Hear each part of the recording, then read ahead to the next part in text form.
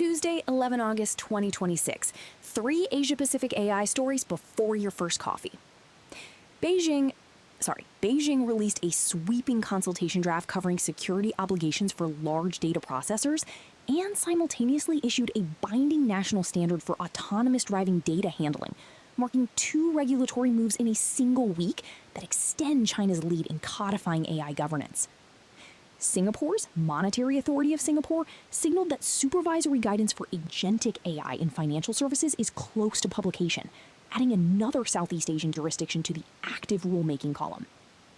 Meanwhile, Australia's long-promised voluntary AI safety standards have still not reached national cabinet, leaving Canberra as the only major Asia-Pacific economy without a concrete governance instrument on the table. Why it matters. The gap between jurisdictions that are writing binding rules and those still circulating discussion papers is now wide enough to shape where models get trained, where autonomous systems get deployed first, and where compliance cost becomes a barrier to entry. Builders shipping products across the region face a patchwork. China's rules will require data localization and security reviews for any processor above the threshold.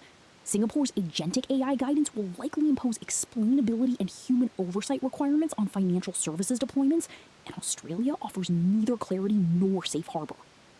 Capital allocators watching this split should track whether Canberra's delay pushes Australian AI startups to incorporate or host infrastructure in Singapore instead, a pattern already visible in fintech. The second-order effect worth watching is whether China's autonomous driving standard becomes a de facto regional benchmark that Southeast Asian regulators adopt rather than draft from scratch. So Tokyo's Cabinet Office published its second AI Basic Plan on 14 July, choosing to rewrite existing laws rather than layer on new regulation. The underlying AI Act, Act No. 53 of 2025, carries no prohibited practices, no risk tiers, and no fines, making it structurally distinct from the EU model. The operational core is a reorganized council tasked with reviewing every legal system and regulation that assumes a human operator, while a government AI environment branded GNI is already in use by 180,000 civil servants, the largest public sector deployment in Japan. Why it matters. Japan is signaling to builders and capital allocators that its regulatory posture is permissive by design, clearing friction from legacy statutes instead of creating new compliance layers. Semiconductor investment projections across 3 categories total roughly 100 trillion yen by fiscal 2040, giving hardware suppliers and fab partners a long planning horizon. ASEAN-facing companies should note that Tokyo is routing its regional AI offer through the Hiroshima AI process and ASEAN cooperation frameworks, not through a compliance export model. The second-order effect to track is whether Japan's approach pulls Southeast Asian governments toward lighter-touch national AI laws, particularly in Vietnam and Thailand, where draft frameworks are still open. Now, Seoul and Taipei have overtaken Tokyo on exports for the first half of 2026, and the gap is almost entirely silicon. South Korea shipped $496.3 billion and Taiwan $416.7 billion in the period, against Japan's $384.4 billion.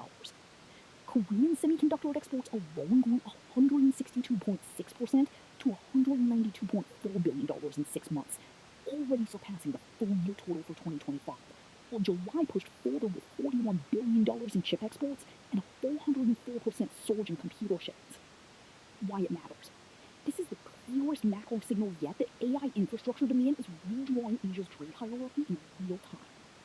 Korea has raised its 2026 growth forecast to 3%, and Taiwan projects 9.64% GDP growth, while Japan cut its fiscal 2026 outlook to 0.9%. Japan still dominates upstream materials and factories, but those revenues look against capital expenditures, not the lowering demand curve that AI services require.